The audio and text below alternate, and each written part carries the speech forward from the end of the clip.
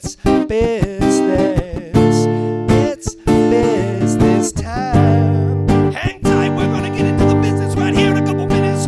Baby, baby. It's business. It's business time. All right, we are here with week 13 of It's Business Time. And we are graced with Gayle Dillman from Gable Music Ventures, the CEO of Gable Music Ventures and creator of the Ladybug Festival. Gayle, thank you so much for joining us. You're welcome. You're so welcome. Absolutely. Excited to be here. Thank you. Absolutely. And before we get started, I do just want to do a quick shout out and a quick thank you to Stitch House for having us. Local beers on tap, great food. They're right here on Market Street, so make sure to come through. I am currently doing their porter, the Show Enough Porter. So when you come on down, they always have 12 beers on tap. Thanks again to Stitch House for having us. And with that, we are rolling. So, Gayle, when I started this series, I was thinking of lots and lots of different people through the scene. I was thinking about small business. I was thinking about music and arts. You were at the top of the list. Well, thank you. But I didn't know what this was exactly going to be. Yeah. So I wanted to make sure, to get it rolling a little bit and get my footing before giving you a call. But thank you so much for joining. It's my pleasure. I really enjoy sharing the experiences that I've had and hope to inspire other people to do, to be in the music world and take those chances. So. Yeah, and that was one of the things, just vibe-wise, energy-wise, from the very, very beginning. Like, we've known each other maybe, 12, 13 years at this point. I met you right at the beginning and when I started Gable. Yeah, that's what... And that was in 2011. 2011. I know, but we haven't really aged. Yeah, no, we haven't. That's one of the wonderful things about arts and music is... yes. At the end of a long day of doing something you love, you get that restorative property afterwards. All the time. So yeah, all the way back to 2011. Now, this series is largely about small businesses, small business owners. You have one of the most interesting small businesses, but it is nonetheless still a business, right? It's got its ups and downs. And yes, it is. It's been a challenge. It's an LLC. It's not a not-for-profit, so it has challenges to run an arts business that is not a not-for-profit. Absolutely. I could talk about that. I was going to say. Hours. I was going to say, actually, I would like to get into that. Let's get into that later, though. Can, absolutely. Because I do want to start a little bit with some of your background. Thank you. What were you doing prior to Gable? What kind of lit it off in your head? Why did you choose the path that you chose? And then just maybe a little bit about those early years and kind of... Sure. Yeah, if you don't mind. I didn't really choose it. It sort of made sense and it presented to me. I was, before one of my many iterations of my life, I was in charge of investment bank college recruiting for Citibank. Okay. That was a long time ago. Yeah. I moved to Delaware, had a couple of kids, and then was really trying to find myself as to where did I want to go next? What was my next step? Yeah. And I did a TED Talk on this, actually, talking about my crossroads. Yeah, I've seen that. Yeah, no, it was terrible, by the way. I wish I could do that over again. And maybe one day I will. Sarah Crawford's TED Talk. I don't know if you know Sarah Crawford. I do know Sarah, yeah. That sent me down the rabbit hole of, oh my gosh, I didn't know there were all these great ones. Yeah, I did it really early on, and it was just, I wasn't really ready for it. Understood. But I started this business because I had this love of music. I wanted to do something that would incorporate running a business, offering unique opportunities to emerging artists. So that's kind of how Gable got started. I mean, there's a whole backstory with my daughter and what was going on with her. That's a whole thing. Is it in the About section on the website? There's lots of it. You just Google it, you'll find it. Yeah. It's all over the place. But I wanted to present opportunities for artists because I really feel like the world is a better place with more music and art in it. So totally. This is my contribution into that. Yeah. Well, speaking of small business and arts and music, you're doing something that I think a lot of people have thought about doing, but haven't found that path. I will get to that later. I promise. But I do want a little bit more of the. So you were in banking. I was a stay-at-home mom. My daughter started to use music as a way to deal with her life, and then she wanted to go out and perform, and I realized that, wait, there's no place for her to perform. There were no venues available. And like any good mother, what do? You create a venue. And so I realized I had this knack for putting together original music with artists and bringing people out to experience that. So that's how that's the really short version of how Gable got started. Right there. Because I remember, so we met through, the Queen had just come to town. Right. I had been working with World Cafe Live up in Philly. And when they learned that I was from Wilmington, Delaware, and I grew up on Broome Street, they said, "Oh my gosh, we're opening a venue." And so they threw me into the mix. Was the early days of the Queen, was that some of the... So my early days with Gable were doing pop-ups. Okay. So we did do-it-yourself stuff, and we worked at Chris White Gallery, Extreme Pizza. Extreme Pizza, Film Brothers. Do you remember Film Oh Brothers? yeah, Gordon Del Giorno. Yes. Yep. And so we would rent that space out. We would create a music venue, charge like $4 or $5 to walk in and see a band. And most of the time I would sit in the bathroom and start to cry because there was nobody there except for me and the bands, and it's just like, how is this ever going to happen? And then we got a magic combination, and that was with Jessica Latshaw.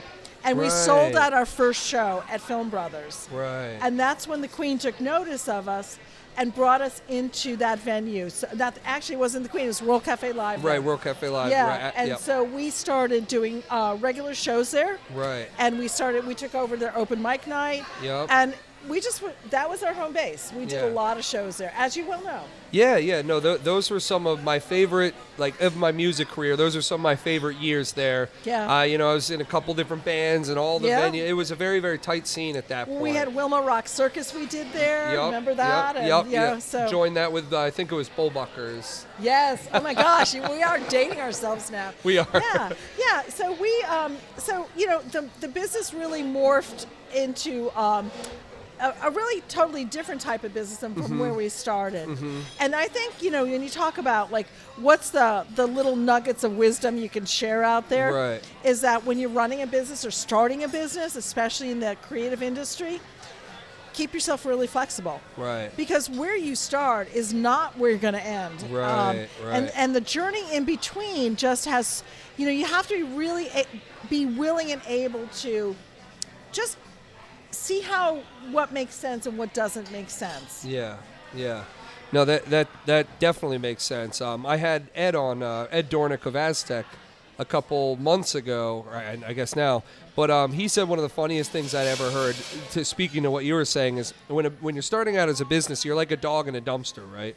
You're just eating everything. You don't know what's actually nutritious. Yes. Everything smells about the same. I love that analogy. Yeah, and I think of that too. A dog in a dumpster. That really fits. Yeah, because I remember those early years. I remember you guys were doing shows and doing art galleries and open mics and festivals, and you were even doing some artist management and some other things like that. Very little of that. Yeah.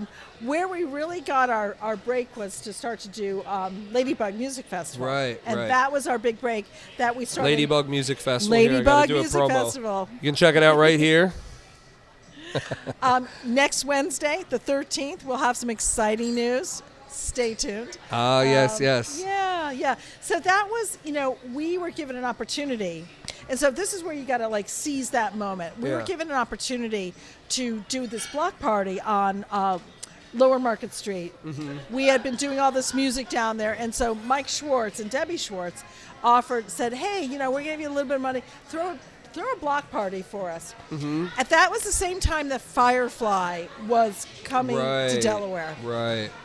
And everybody was in a twist over that because none of the local bands were on the lineup. It was a national festival, and people were like, well, wait a minute, I should be on that. Well, no, you shouldn't. But so we decided to do an event the night before that event, thinking, everybody will stop in Wilmington because, of course, why wouldn't they? So when we started to try and put the parameters around that, we kind of came up with, okay, let's do a bug name. What bug name can we use? And I came up with Ladybug, and I said, let's make it about women. Yeah. And that was it. Right. That's all it took. And that event started off as, I would say 200-300 people came to the first one. Right, right. And now we get 3,000, 4,000, 5,000 people coming wow. to, so yeah. And What year are you in now with the Ladybug Fest? 12. 12th year? Well, so, it's hard to count because of COVID. Right. So COVID, But it started COVID derailed us for a couple of years. Well, I guess I'm not necessarily thinking about the consecutiveness of that, but more so the first year was 2012. 2012. Yep. Wow. Yep. Yeah, because I have definitely watched it grow through the years. It's been great, and it's expanded. So we're in 2 locations in Delaware, and next week you're going to find out the news. Yes, I'm excited. So next week they have an announcement coming. Yes. Next Wednesday, keep your eye on The Ladybug 13th Festival. At noon. And Gable Music. Yeah, and last year, did you notice, by the way, the songs that I was putting on your Instagram promos? The Nitro Nitra? Oh, I was nice. using Okay. all her Nice. music. Because she was the awesome. headliner Oh my last gosh. year, Yeah. and I ran into her at Weedstock or Greenfest or whatever. Yep. I'm trying to rebrand it for them. Do you want to know something about that festival? What's that? When they first started that festival, I consulted on it with them to help set it up for them. Yeah. Like that was, how long ago was that? That was 2013, 2014? Yeah, about that. We actually have Mike Z is over here at his birthday dinner. Yeah. He's going to play a little in the set, so I'll ask him later what year that started. Yeah. But yeah, so I ran into her. That was the first time Nitro and I had ever.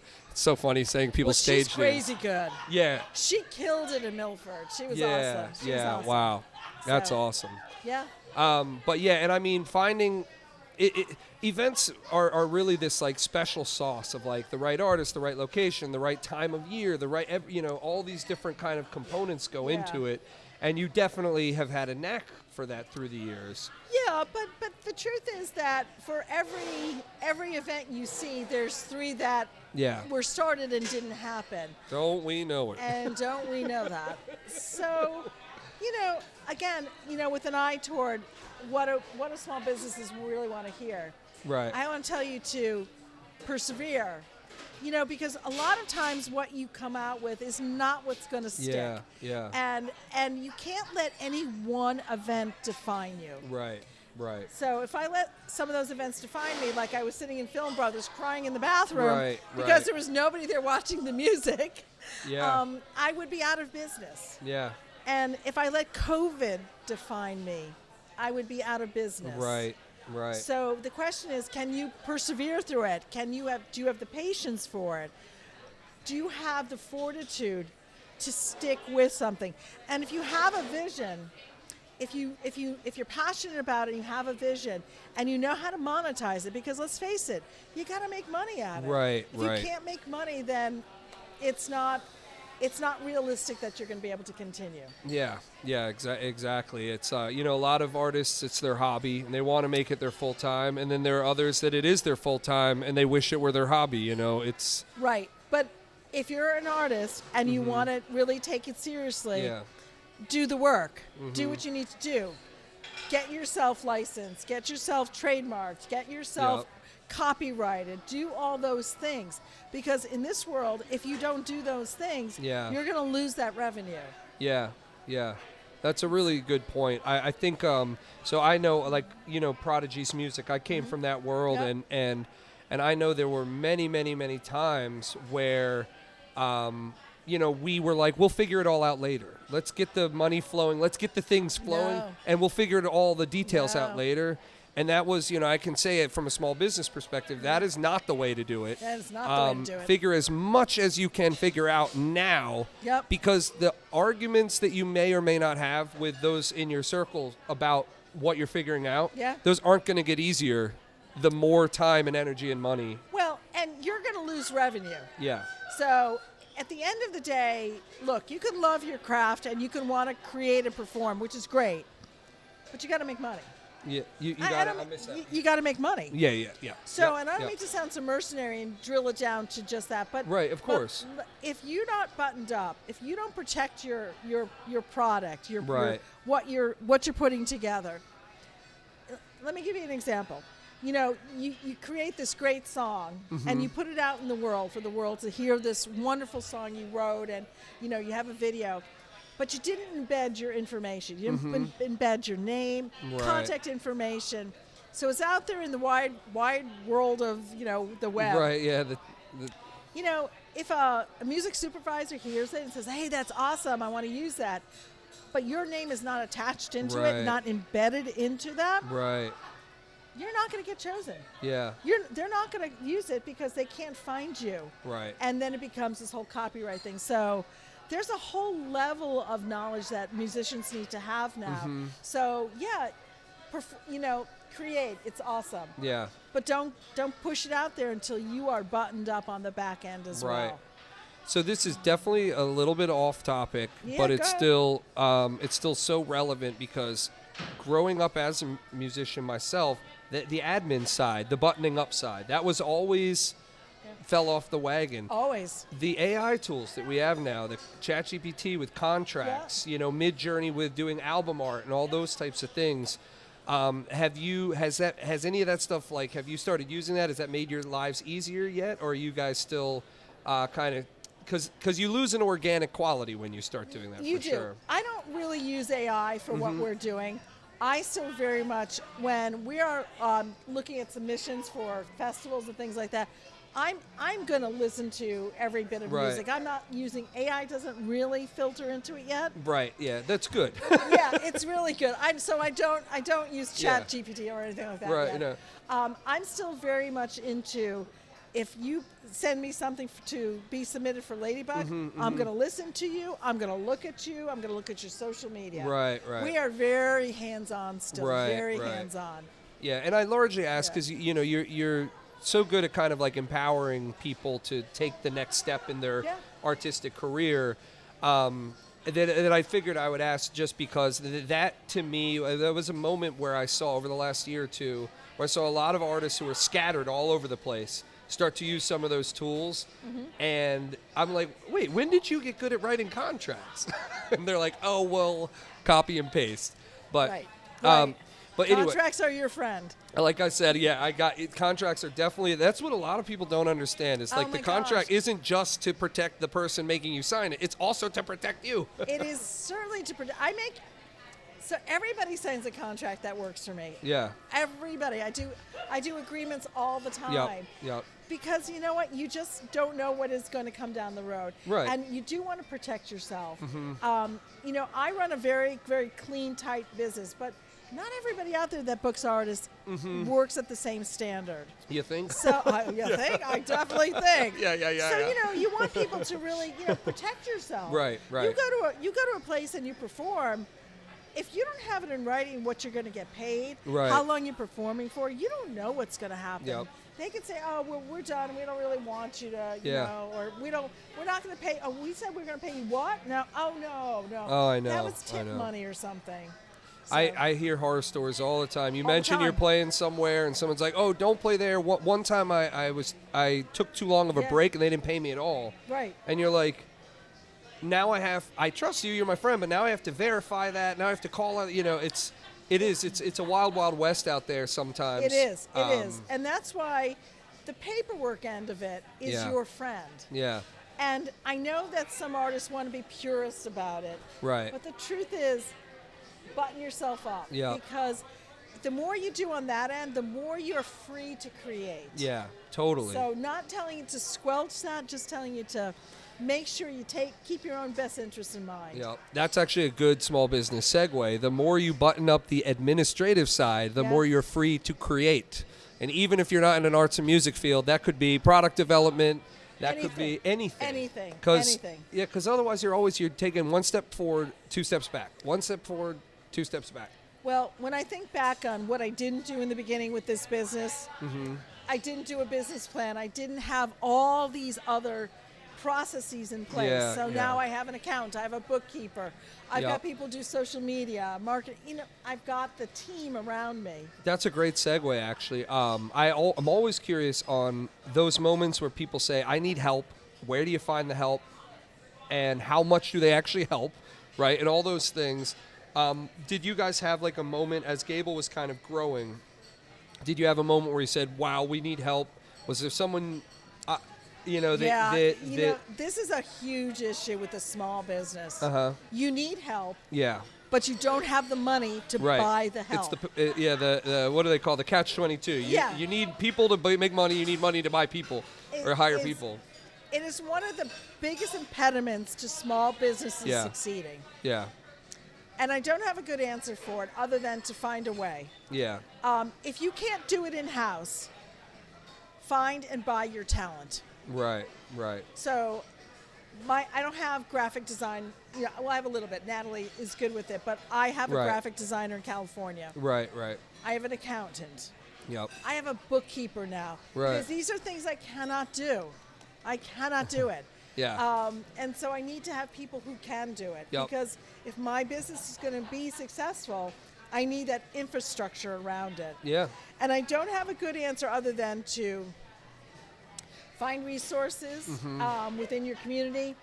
The state of Delaware has, grants that are available, small business startups and things like that, where you can, grab some of that money to help you get some of those people. It is the financial end and the organizational end of a business is so important. It is, yeah. Because if you are successful, or when you are successful, right there you go. I like that. When you are manifest it. You want to be ready for it. Yeah. It's like an artist. I'll say this. It's really, it makes sense of both. Any way you look at this, an artist can be performing for a long time, and then all of a sudden somebody finds you. Yeah. They hear you, and you've gone from obscurity to now all of a sudden your music is getting placed in a major, movie or something like that. Right. Are you ready? Right. Are you ready for that? Yeah. Are you trademarked? Are you copyrighted? Right. Are you an LLC? Do you have all of this stuff to support that? Mm-hmm.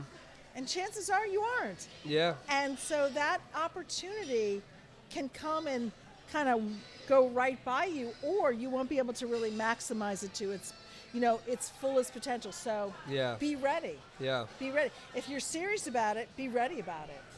Yeah, it's this is another, I'm like getting all these like minor triggers, right? Where it's like, this is such a reminder how many people I play with and how many musicians are around me who were at one point signed, who were at one point, they were given that opportunity. Yeah. And the stories they tell they're heartbreaking, because They now are. they have 10 years to look back on it, or 5 years to see what they did wrong. But in the moment, they didn't realize that might be the only opportunity they get for 5 years. Yeah, absolutely. Or 10 or whatever.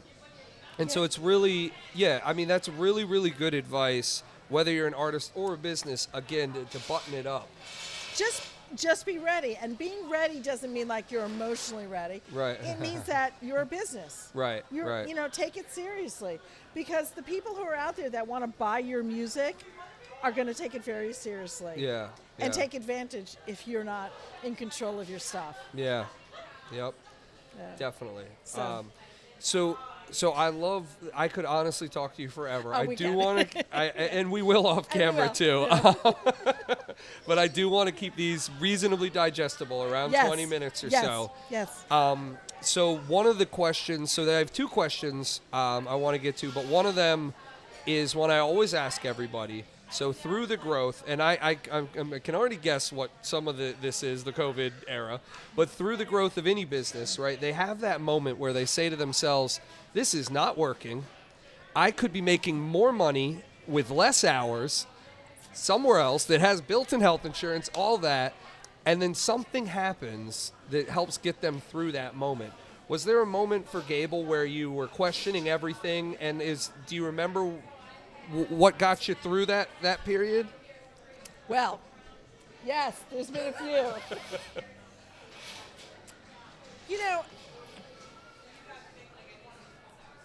COVID was certainly one of those moments.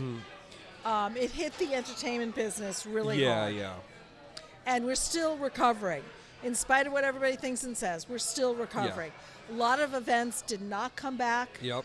So a lot of my business did not come back. So Yeah. I'm probably still at like 70% of what I was doing in 2019. Yeah. you got to ground yourself. You got to go back to your roots. You got to figure out, why did I start this? What is it that I love about it? What wasn't working? Why wasn't it working? And how do I fix it? How do I do it differently and better to move forward? Yeah. And there's no secret sauce to it. Right. There's a point at which you have to decide, if you're not making money, do you walk away from it? Yeah. Because not every great idea is sustainable. A lot of them are, but a lot of them aren't. For me, I came back to, what was it that I wanted to do? What did I love? What was it about music that made me want to be in this business? Right. And to me, I mean, I can get all sorts of spiritual and weird about this, but to me, bringing music to people is my way of contributing into the world. Yeah. Because I think when people listen to music, they're happier, they're better, they're more productive. And I think it feeds your soul. Yeah. And so I felt like I am supposed to be doing this. It's not that I felt. I feel like I'm supposed to be, especially as it pertains to women. Right. And elevating their voices. Yeah. And creating an opportunity for women to be, run their own festival. Right. Like, I run a festival, and it's all women. And that's amazing to, even in this day and age, that most festivals are only maybe 30% women on the lineup. Yeah. Maybe. Yeah. That's like crazy. There should be more. So I want to keep changing the narrative. Yeah. I want to keep elevating women. Yeah. Show the world that we can do this. We can do this. And collaboratively, we're stronger together. Yeah. No, that's a really great point. And just one of the things that I thought about so many times is I'm a huge fan of female vocals, of women's vocals, right? I've heard enough male vocals in my life to set but I'm a huge fan of it, but it's never around. It's hard to find. And the Ladybug Fest kind of brought that whole community together, gave me this huge roster of people. Now I have like a list of people I have to check out around this area alone because of you. So I'm just saying, as a personal thank you. I was looking for these types of artists, and you brought them all together. So, we pride ourselves on being able to bring a platform for women who've now gone on to bigger and better things, like, Caroline Rose, Larkin Poe, Angela Sheik. Angela Sheik, I was going to mention. I mean, these are all been our headliners. Yeah. They're the little known at the time. So we look for these women. We are looking for them to give them an opportunity and a platform to celebrate them, to encourage them, to lift them up. Yeah. So that's my passion. Yeah. That's what it's really become all about for me. Yeah, I can tell. We've bumped into each other a lot through the years, and through the ups and downs of events and things like that. You are clearly driven by something beyond what's like right in front of you. So I really admire that kind of through line. Like, here we are almost a decade later. You're still crushing it in the same scene, Trying. There are some days that I feel a little crushed, I will be honest, Understood. I mean, running a business, whether it's music, selling widgets, running a bar, whatever, it's hard. Yeah. It is not for the thin-skinned. Yeah. You gotta get up every morning, you gotta go, how am I gonna do it today? Right. Every day you remake yourself, you redo it every day. Totally. Not everybody likes to do that. It doesn't work for everyone. It works for me, but it doesn't work for everyone, and that's okay.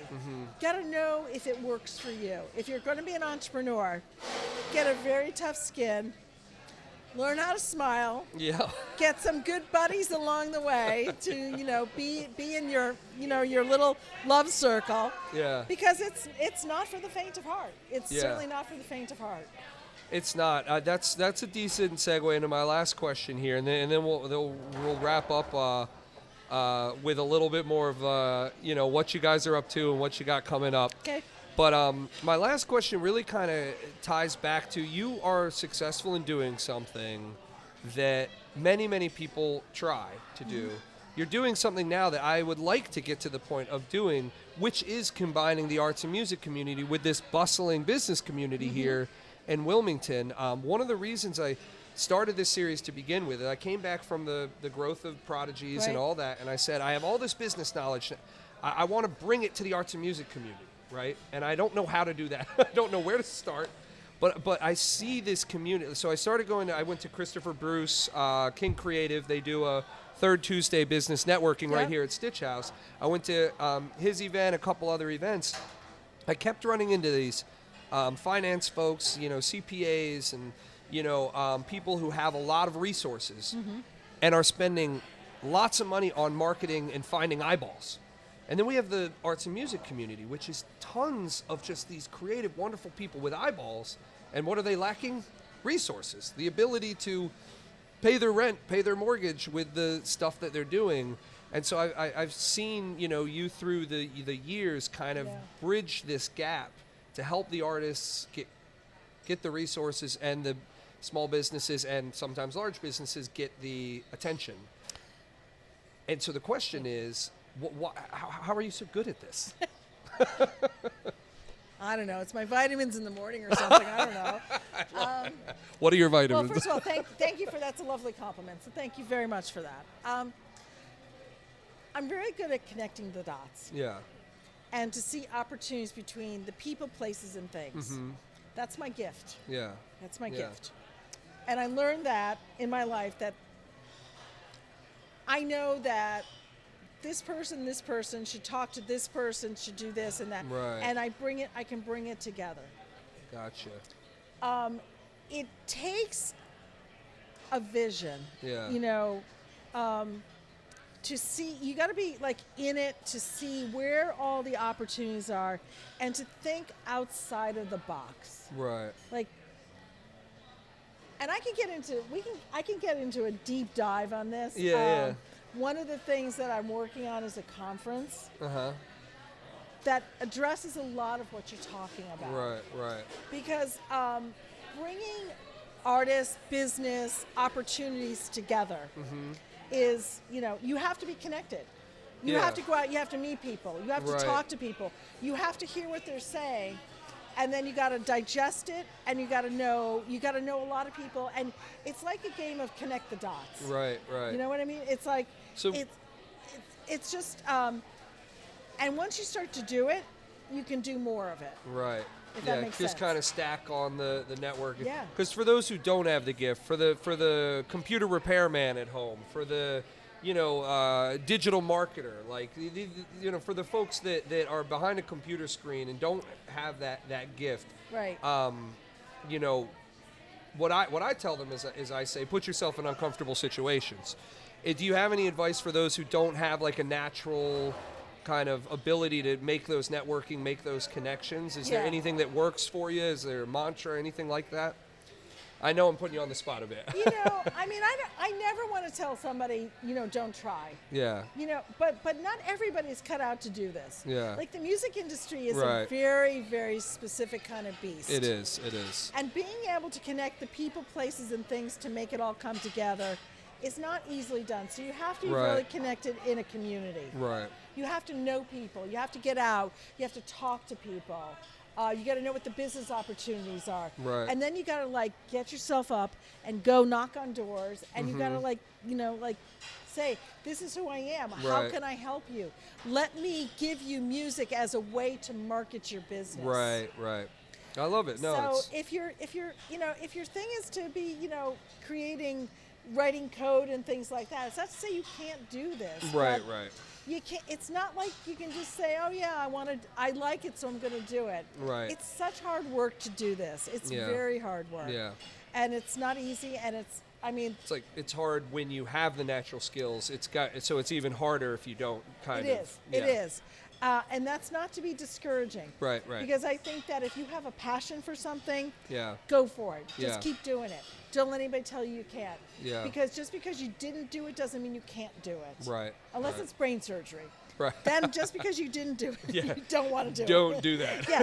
But otherwise, if you're smart, if you understand some basics of business, marketing, and strategies, you can probably muddle your way through until To get there. you you either decide it's going to be for me or it's not. Yeah.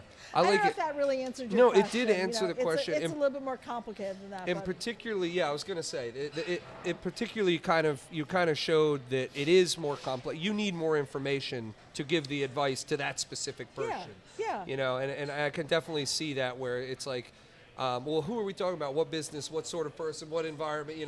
I've had a lot of folks through too, like to talk about how different of a market Wilmington is, because it's small, which means it's easy to make connections, but it's also small, which means it's hard to, once you get outside your network, where are you finding your new customers? You got to drive north or south, Well, you got to look at Wilmington as its own unique destination. Yeah. But it's also strategically located between Baltimore, D.C., and Philadelphia and New York. So we actually can do some really fun stuff here. Very well. Now that's a whole nother subject. It is. About It is. radius clauses and things like that. But it's you have to. For me, you have to have a vision, and you have to have a lot of intestinal fortitude. Yeah. I did a talk. I don't even remember. It was years ago on how do you light your afterburners when you're burning out and when you're about I can't do this. I Right. don't do that again. And I can say it's very zen. Get centered. What is it that started you here? Right. Go back to your core. Go back to your beginning. Get your energy. Get your direction, and go at it again. Yeah. Go at it again. That Go at it again. And go at it again. I think that is an incredible place to leave it. Yeah, go back to your core. Go back to your when core. you lose kind of your way, go back to why you got into this in the first place. Yeah. That's wonderful. Yeah. Well, before we wrap here, this has been so much fun. I'm so thank glad you were Aaron. able to come It's been through. great. Thank you. Before we wrap, you have a big announcement coming up next week. I do. Is there anything else you wanted to kind of mention? Because this series is meant to be evergreen. Yeah. But we'll definitely, check out Gable Music Ventures. Yeah. I got to give it a time and also check out the Ladybug Festival. Yes. Is there anything else you want me to kind of flash up there before they? Yeah, we've got a very exciting 2024 ahead of us. We have lots of summer series, lots of ways we're bringing free music to the community. Yeah. And I'm excited about that. I'm excited about all the opportunities that are going to be out there next year. We're doing some other small, unique festivals, and so there's a lot of really fun things happening. We're very excited about where the business is going for us as well. Nice. Well, I'm excited for you. I appreciate you so much coming through. Oh, my Gayle, pleasure. thank you so much. Thank you. Thank We you. want to thank Gayle Dillman for coming through. That is week 13 for It's Business Time. Thank you all for listening. Thank you, Stitch House, for having us. Have a great holiday, everybody. It's business.